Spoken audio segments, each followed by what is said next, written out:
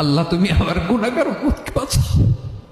এই দুনিয়ার বুকে রব্বুল আলামিন সব নবীকে একটা করে দাওয়া মুস্তাজাবা দিয়েছেন, মানে যে দোয়া করলে কবুল হয়ে যায় সাথে সাথেই।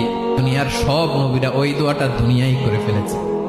বিশ্বনবী বলবেন, আল্লাহ ওই স্পেশাল দোয়াটা দুনিয়াতে করি নাই, আজকে আমি তোমার দরবারে দাঁড়িয়ে কিয়ামতের দিন ওই দোয়াটা করছি। আল্লাহ আমার যে উম্মতের হৃদয়ে যাররা পরিমাণ ঈমান আছে, আমার একটা উম্মতকেও তুমি জাহান্নামে ঢুকাতে পারবা না।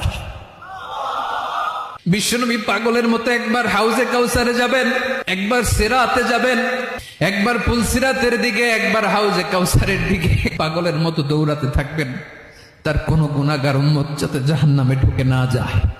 উম্মতি বিশ্বনবী আমার জন্য কাঁদবেন, আপনার জন্য কাঁদবেন, আমাদের জন্য সেদিন কেঁদে কেঁদে জাহান্নামের দরজায় দাঁড়িয়ে আমাদেরকে টেনে টেনে জান্নাতে ঢুকাবেন।